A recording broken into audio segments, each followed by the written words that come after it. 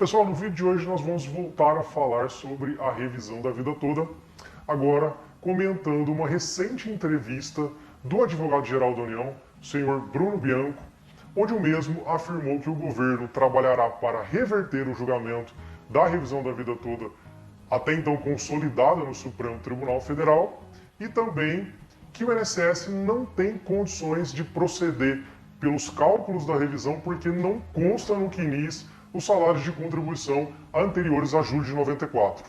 Então, pessoal, antes de fazer maiores considerações, dê uma olhadinha em alguns trechos dessa entrevista concedida pelo advogado-geral da União. O marco temporal ele é absolutamente correto e rígido.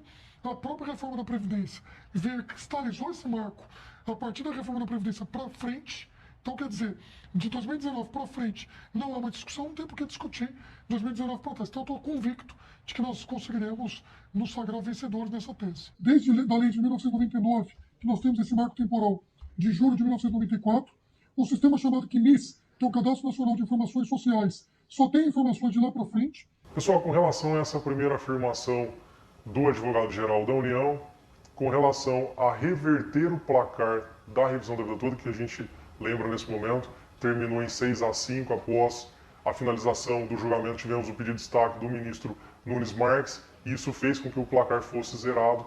E aí vem o advogado-geral da União, tá, em rede nacional, e afirma que a Advocacia Geral da União vai trabalhar para reverter o poder executivo, o governo vai trabalhar para reverter o placar da revisão da vida toda.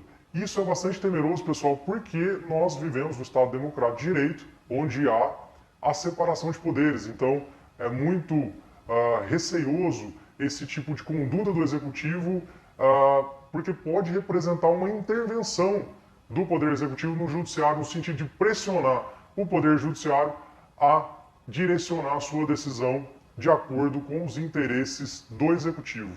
Com relação à segunda afirmação de que não seria possível a realização dos cálculos pelo INSS da revisão da vida toda, porque no CNIS não constaria os salários de contribuição anteriores a julho de 94.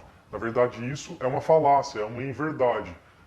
Normalmente consta os salários de contribuição anteriores a julho de 94, tá, pessoal?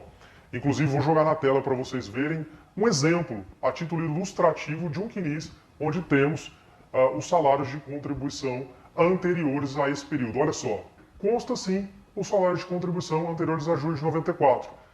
Mas pensemos hipoteticamente no caso em que não temos os salários de contribuição anteriores a julho de 94, apesar do segurado, do aposentado, já estar filiado anteriormente a esse marco no regime geral da Previdência Social.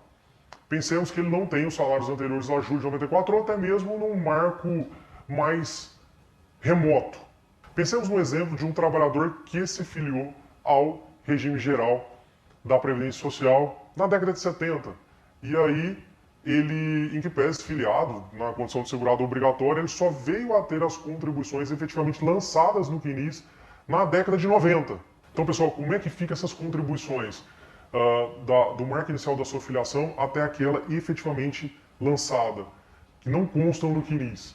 Pessoal, olha só, a obrigação, o ônus de comprovar essas contribuições é do segurado.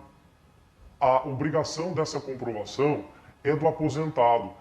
Na nota técnica que o INSS apresentou para a imprensa, inclusive, ele traz uma alegação de que após 2003 o ônus da prova inverteu e agora é o INSS que tem que comprovar esse salário de contribuição. Pessoal, a gente sabe que, de fato, em verdade, isso não condiz com a realidade. Por quê? Porque em não sendo possível a autarquia comprovar o salário de contribuição, porque não constam em seu banco de dados, essa obrigação é sim transferida para o aposentado, para o segurado.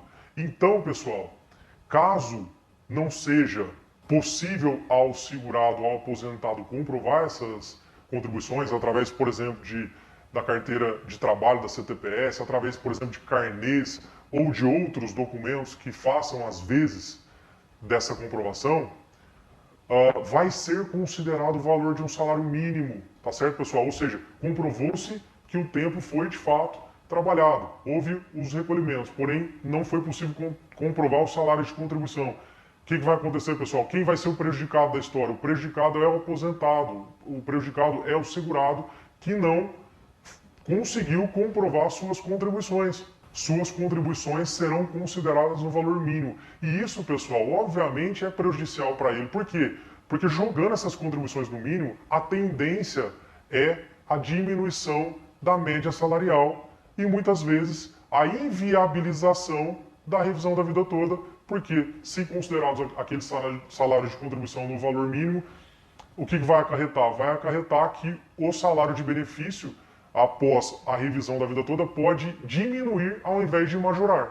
E o que eu estou falando, pessoal, sobre o ônus da prova, ou seja, a obrigação de comprovar as contribuições, não é opinião minha, é determinação legal. Eu vou jogar na tela para vocês dois artigos, um da Lei 8.213, a Lei da Previdência Social, e outro da IN, da Instrução Normativa número 77, do próprio INSS, que falam claramente sobre isso. Dá uma olhada. Pessoal, olha só o artigo 35 da Lei 8.213 de 91. Ao segurado empregado, inclusive o doméstico, e ao trabalhador avulso que tenham cumprido todas as condições para a concessão do benefício pleiteado, mas não possam comprovar o valor de seus salários de contribuição no período base de cálculo, será concedido o benefício de valor mínimo, devendo esta renda ser recalculada quando da apresentação de prova do salário de contribuição. Nesse mesmo sentido, o artigo 170 da IN 77 de 2015. Serão utilizadas a qualquer tempo as remunerações ou as contribuições constantes no CNIS para fins de formação do PBC e de apuração do salário de contribuição. Não constando no CNIS as informações sobre contribuições ou remunerações, ao ser formado o BPC, deverá ser observado para o segurado empregado e trabalhador avulso nos meses correspondentes ao PVC em que existir vínculo e não existir remuneração, será considerado o valor do salário mínimo. Podemos solicitar revisão do valor do benefício com a comprovação do valor das remunerações faltantes, observado o prazo decadencial. Pessoal, então eu pergunto para vocês, o que é essa determinação legal se não direcionar o ônus da prova ao segurado, direcionar a obrigação de comprovação do salário de contribuição ao aposentado? Obviamente, pessoal, a legislação, a redação da lei é bem clara em não obrigar e não delegar essa obrigação ao INSS, mas sim ao aposentado.